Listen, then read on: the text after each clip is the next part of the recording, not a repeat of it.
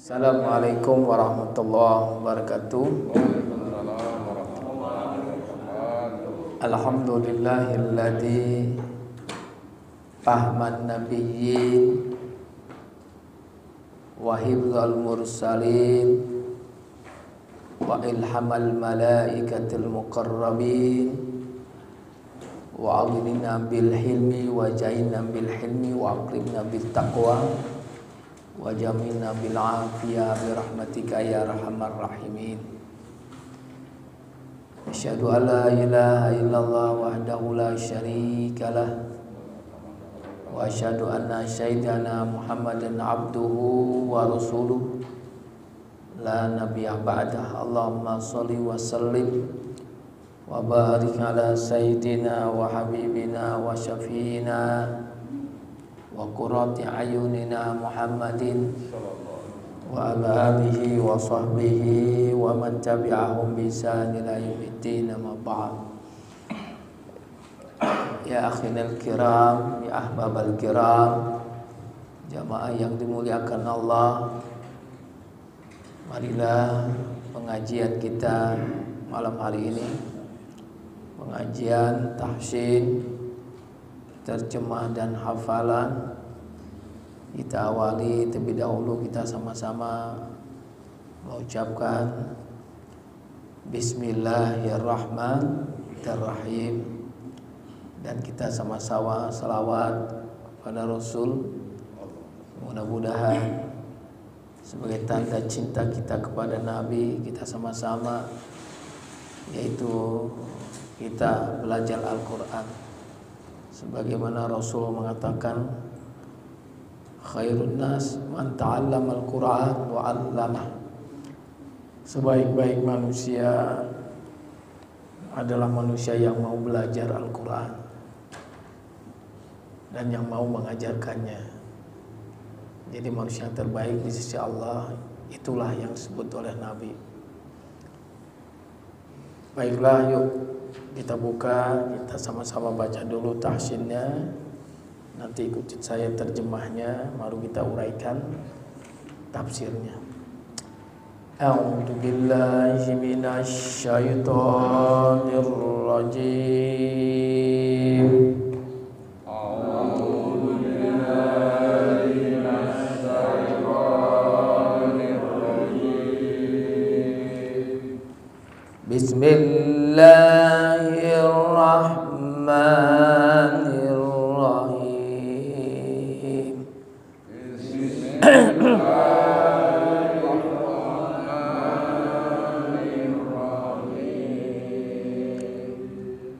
Li'ilafi Quraisy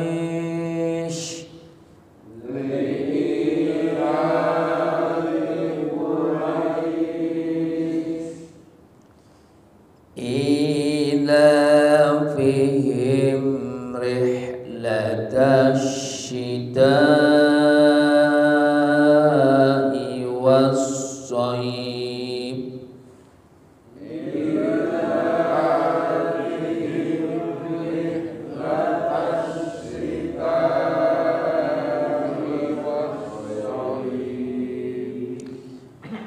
فَلْيَعْبُدُوا رَبَّ هَذَا الْبَيْتِ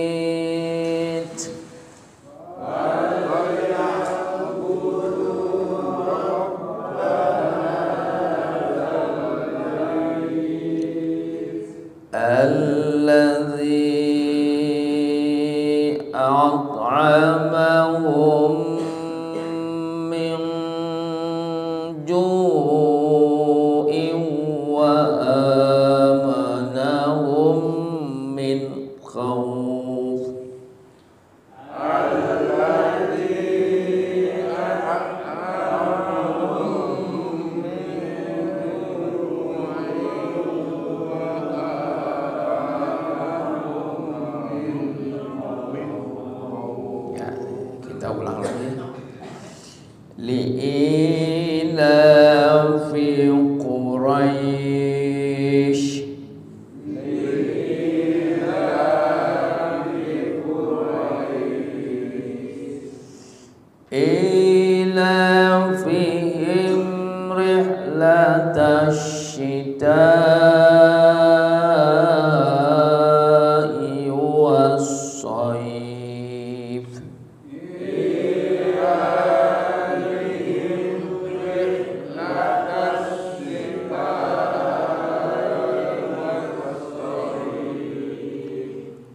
فليعبدوا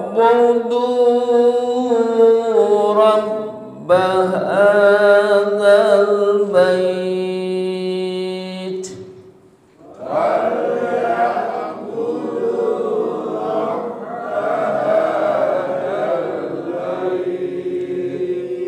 الذي أطعمهم من جوع وآمنهم من خوف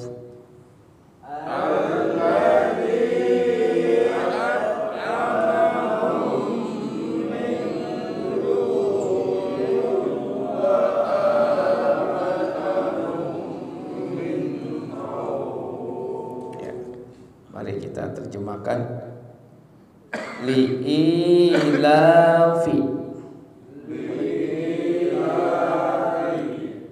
karena kebiasaan Quraisy, suku Quraisy, ilafihim, kebiasaan mereka,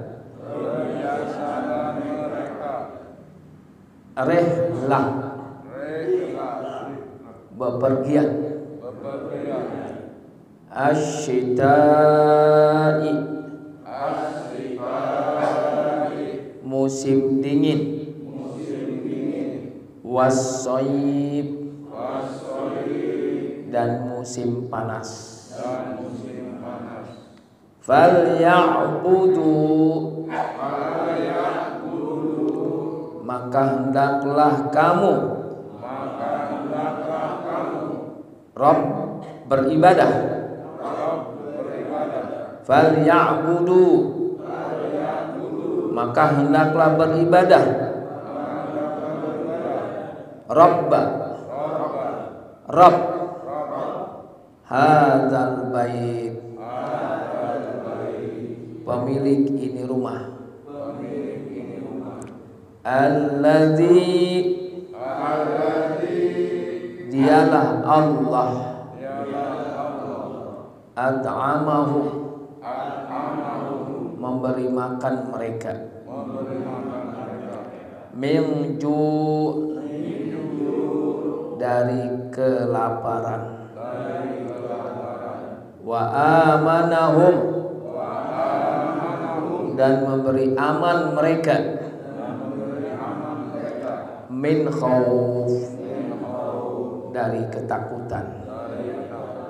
Kita ulang lagi ya. Artinya li'ilafi, karena kebiasaan Quraisy, suku Quraisy, ilafihim, kebiasaan mereka, rehlah, bepergian, asyita'i, musim dingin, wassoyib, dan musim panas. Falya'budu, maka hendaklah beribadah kamu Rabb hadzal bait, pemilik ini rumah. Alladzi, dialah Allah, at'amahum, memberi makan mereka, min ju', dari kelaparan, wa amanahum, dan memberi aman mereka, min khauf, dari ketakutan. Sekarang kita lihat Pak. Jadi Li itu artinya karena. Ya, li artinya karena atau li artinya untuk. Ilafi, ya, artinya kebiasaan. Saya ulang ya, li karena atau untuk, ya, ilafi kebiasaan. Quraisy, suku Quraisy. Nah, jadi kalau ditanya karena kebiasaan, berarti kan sebelumnya kebiasaannya ini apa? Gitu ya. Ilafihim, ya, kebiasaan mereka.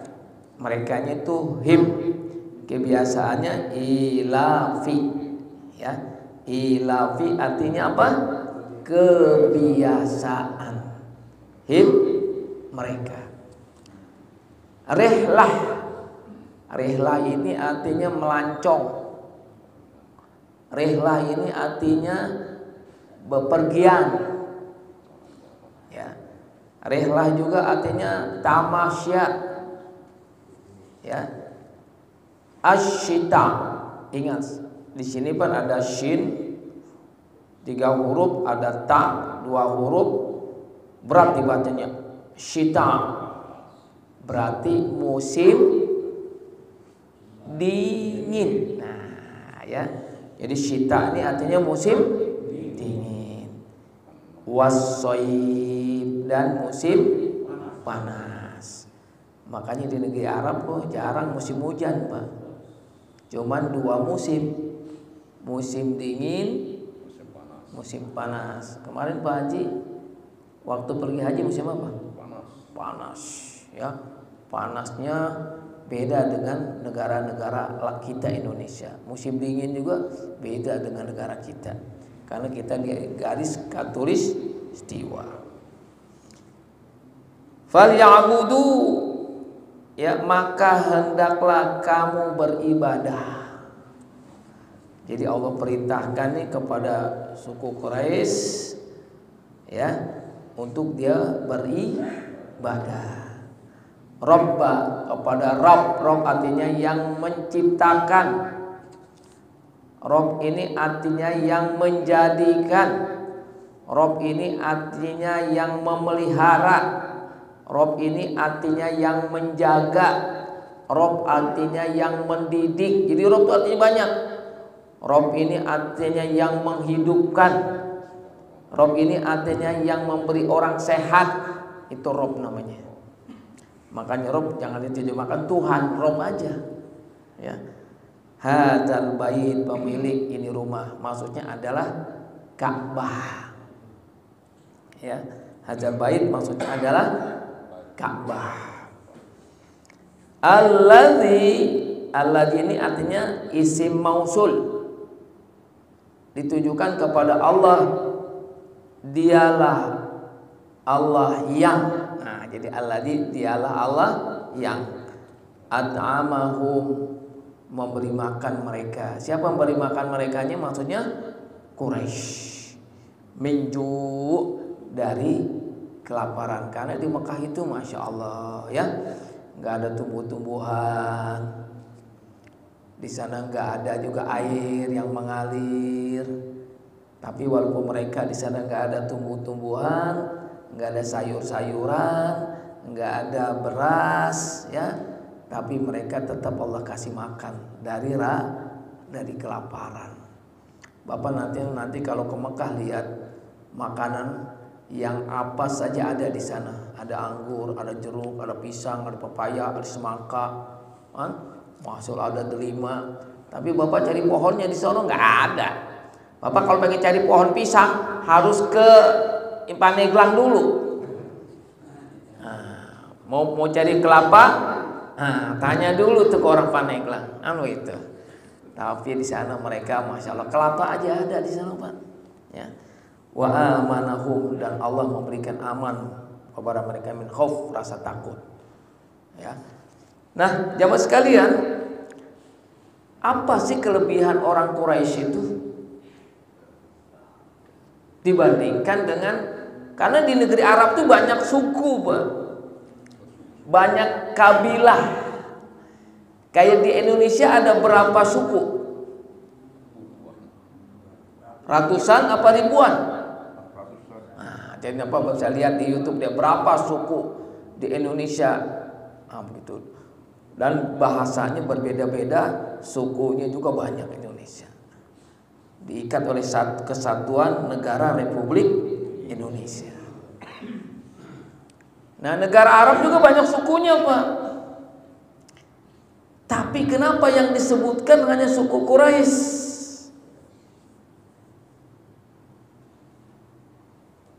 Kabilah Quraisy. Makanya di negeri Arab, Pak, Masya Allah, orang kalau sudah menyebut nama Quraisy berarti suku yang terhormat, ya, yang dimuliakan Allah. Dan satu-satunya suku yang Allah sebutkan di dalam Al-Quran di seluruh dunia nih, berapa negara kita? Ada berapa negara di seluruh dunia nih? Hah? Katanya negara itu kurang lebih ada 200 negara, Pak. Betul? Ada nggak yang disebutkan ya negara yang tadi saya sebutkan di dalam Al-Quran? Nggak ada, Pak. Cuman Quraisy yang Allah sebutkan. Ada apa nih? Ya, suku Quraisy ini sampai disebutkan oleh Allah di dalam Al-Quran. Ya. Nah, yang pertama, Pak, ternyata suku Quraisy ini silsilahnya, saya ulang ya, silsilahnya nenek moyang mereka itu nyambung kepada Nabi Ibrahim. Nabi Ibrahim punya 2 istri. Istri yang pertama Sarah melahirkan Ishak, melahirkan suku Bani Israel. Jadi kalau Bani Israel tuh, ya, itu keturunan Nabi Yakub. Nabi Yakub anak daripada Ishak. Kemudian Sarah Siti Hajar melahirkan anak siapa? Ismail. Nah, dari Ismail itu kabilah sampailah kabilah yang terakhir Quraisy. Makanya Allah sebutkan Quraisy karena dia menyambung kepada kakeknya siapa? Ibrahim dan Ismail. Dan suku Quraisy ini berbahagia, Allah munculkan Nabi kita Muhammad Sallallahu Alaihi Wasallam. Makanya Nabi Muhammad itu dari suku Quraisy, Pak. Makanya Allah sebutkan, orang Quraisy, kamu nih harus bersyukur nih.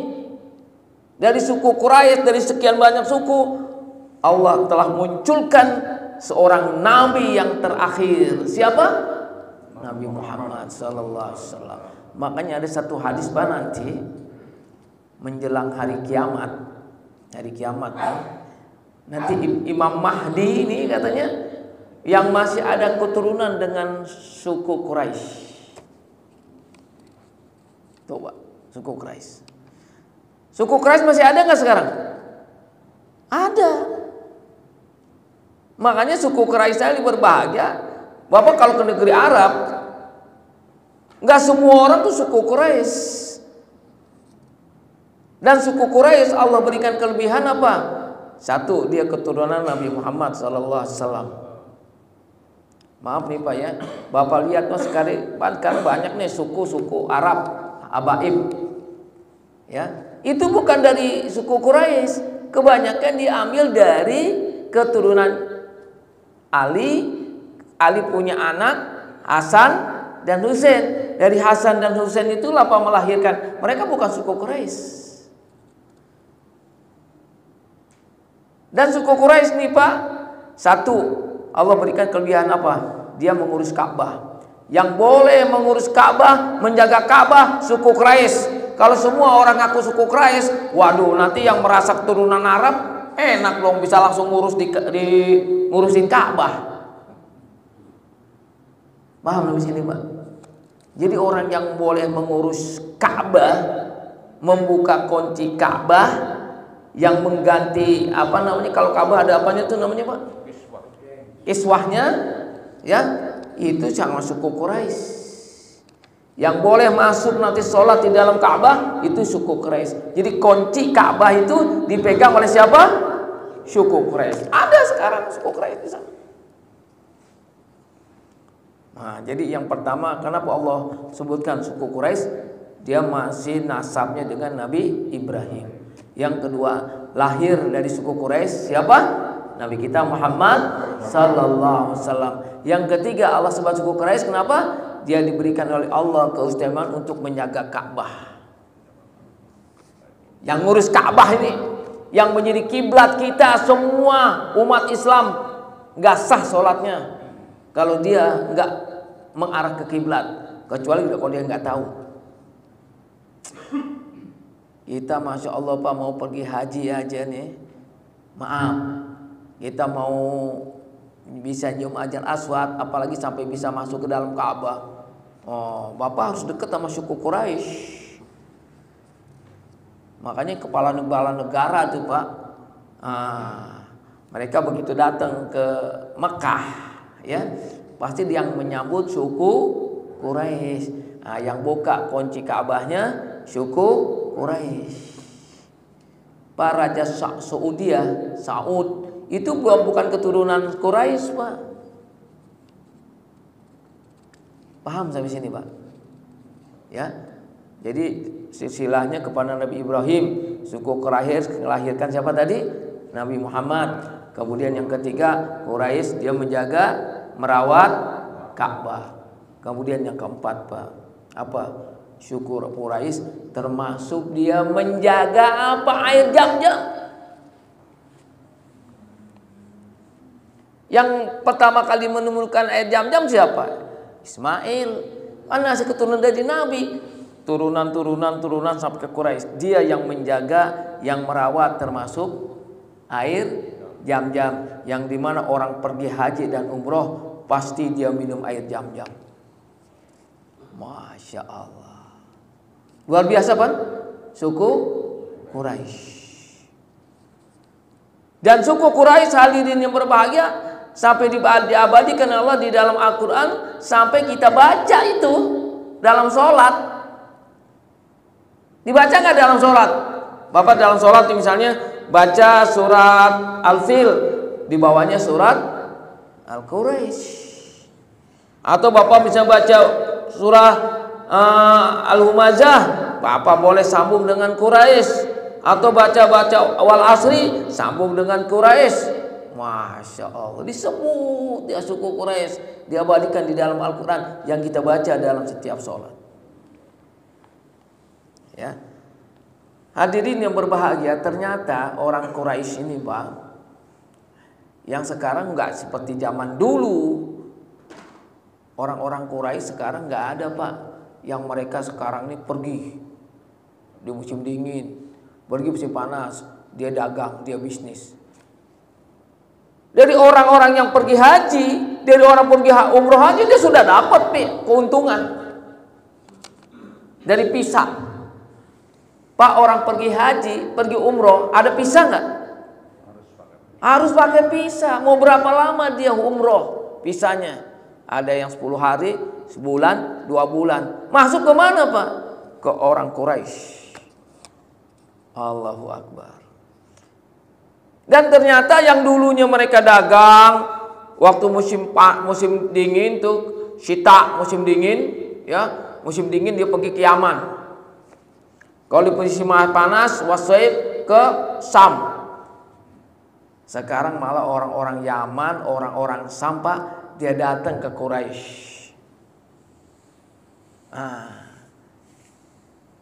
Dan Bapak lihat di kota Mekah nih, di Madinah, kota Mekah dan Madinah, banyak toko-toko nggak Pak? Yang punya itu orang Quraisy. Yang dagangnya, pelayannya orang Padang, Madura, orang Betawi ada nggak? Orang-orang Quraisy ini tinggal duduk-duduk aja dia. Ya ada yang jagain tokonya, toko emas, toko pakaian, jual apa lagi di situ Pak? Korma, apa lagi? Tukeran uang. Itu orang-orang Quraisy tuh. Yang jagain tokonya Pak RT, ya, Pak RW. Enak kan, masya Allah. Allah hilangkan mereka, masya Allah, kasih makan dari situ aja mereka. Jadi ayat ini Pak, sebetulnya memang khusus kepada orang Quraisy. Orang Quraisy, lu ingat lu dulu istilahnya ya, masya Allah. Sekarang kau tidak menikmati, kamu harus bersyukur kepada Allah.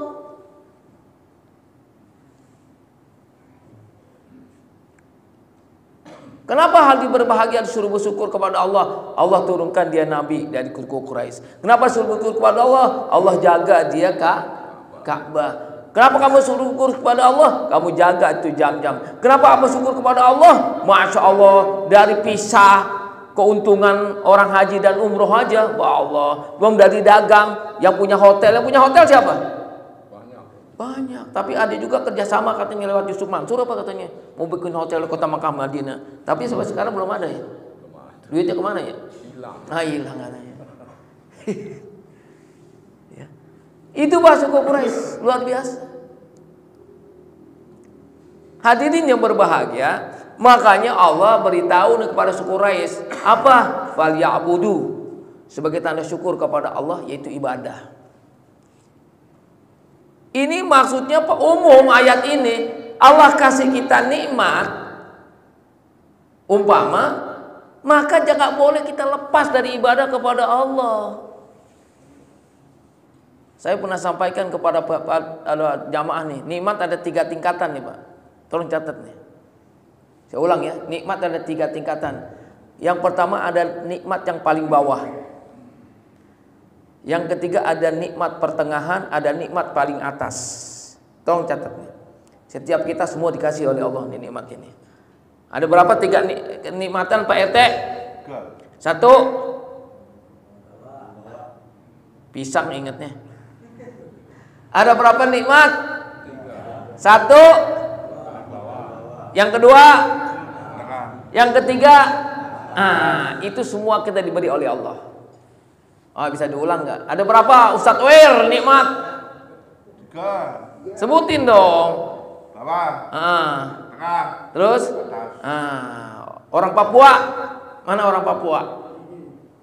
Coba sebutin. Ada berapa Allah kasih nikmat? 3. 1. Bawah. Terus? 2. Pertengahan. Terus? Atas. Afghanistan, sebutin. Mana orang Afghanistan? Mana orang Afghanistan? Ada berapa nikmat yang Allah berikan? Nah ini ngelamun ini orang Afghanistan nih ya, masa ya ada 3. Tolong dicatat ya Pak ya. Semua Allah berikan. Apa nikmat yang paling bawah? Sandang, pangan, papan. Tolong diingat. Sandang, pangan. Apa sandang? Pangan? Papan? Saya tanya semua punya, dikasih nggak sama Allah? Kasih. Sandang? Punya berapa Pak sandang? Coba berapa lemari? Pangan? Alhamdulillah. Allah. Papan? Ada. Berapa kontrakannya? Ya minimal kita punya tempat tinggalan. Itu Pak nikmat yang paling bawah itu. Maaf ya. Itu Allah berikan kepada semua manusia. Maaf, yang sholat nggak sholat Allah kasih juga. Yang ngaji nggak ngaji Allah kasih juga. Orang itu beriman nggak beriman Allah kasih juga. Nih. Namanya nikmat yang paling bawah namanya perpijak Allah kasih semua. Bahkan kadang-kadang orang yang orang yang nggak ngaji Allah melebihkan itu nikmat itu sandang pangan papan, betul kan? Bahkan orang-orang yang nggak beriman kepada Allah lebih daripada orang yang beriman sandang pangan papannya. Sekarang yang menguasai sandang siapa? Yang menguasai pangan siapa? Yang menguasai papan siapa? Kok diam aja nih orang ini, apa, orang Afghanistan? Hah? Pulang kampung, Ustaz Nur. Yang pertengahan, Pak. Apa? Dikasih Allah kita nikmat sehat. Apa? Nikmat sehat. Itu pertengahan. Dikasih juga nggak kepada orang yang nggak beriman? Dikasih juga. Dikasih juga nggak sama orang-orang yang nggak ngaji? Dikasih juga. Dikasih juga nggak sama orang yang ke masjid? Dikasih sehat. Paham sampai sini, Pak? Nih nikmat yang paling tinggi. Ini pilihan Allah. Nggak semua dikasih. Apa? Nikmat iman, nikmat Islam, nikmat hidayah, nikmat rahmat, nikmat ampunan. Tinggi itu, Pak. Siapa namanya, Pak, itu? Nih. Pak Tarman, saudaranya siapa? Bukan, yang sekarang nggak kesini lagi. Bukan, Pipit Puput. Ya.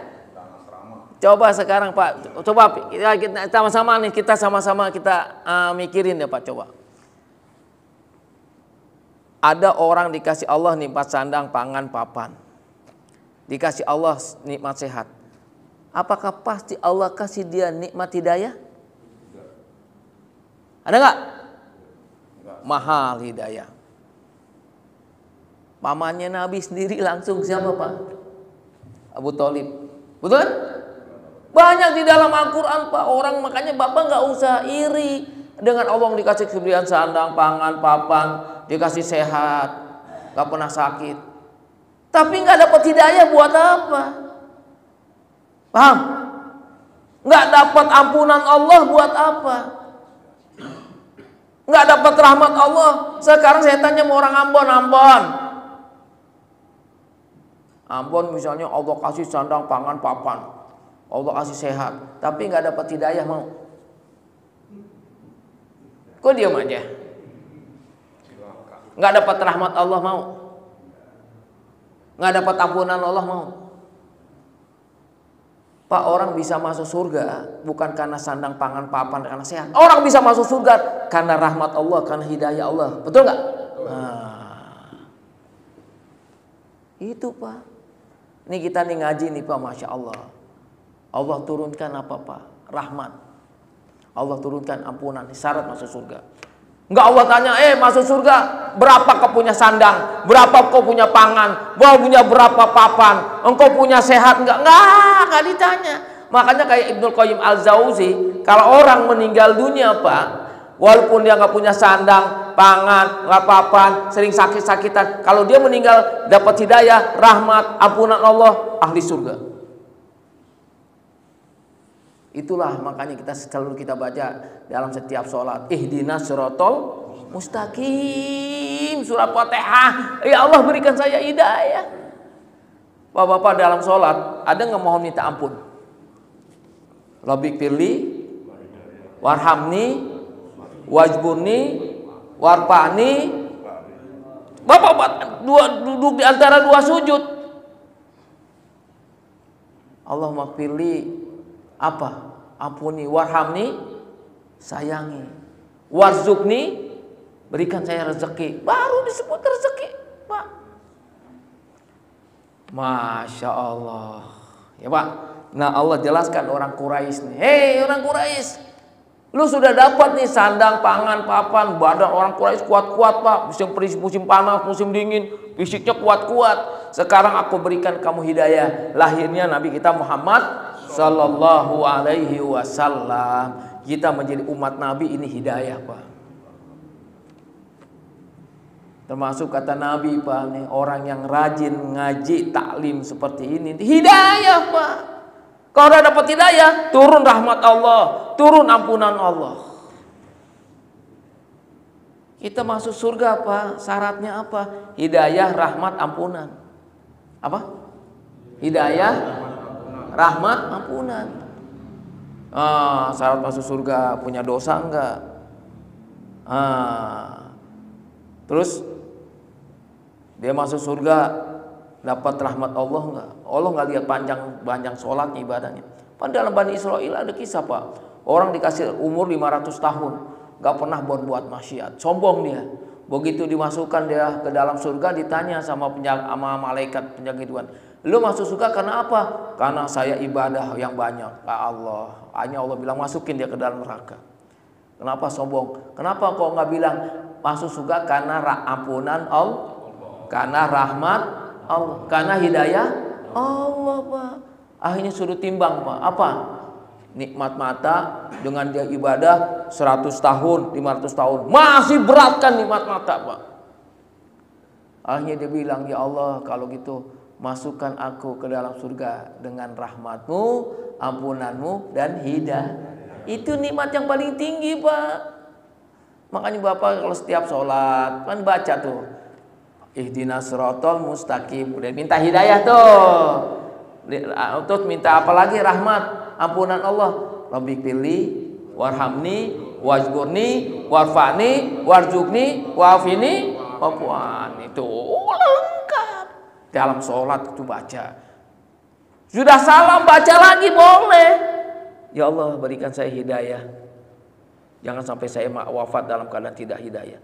Ya Allah, ampuni saya agar saya meninggal. Engkau sudah bersihkan dosa saya. Ya Allah, masuki saya dengan rahmatmu walaupun ibadah saya belum sempurna. Diulang lagi itu setelah selesai sholat. Shadaqallahul adzim. Ya, ada pertanyaan? Makassar, ini orang Papua.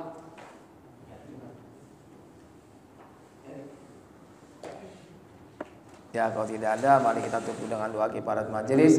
Subhanallah wa bihamdihi, subhanakallahumma wa bihamdika, asyhadu alla ilaha illa anta, astaghfiruka wa atubu ilaih. Assalamualaikum warahmatullahi wabarakatuh.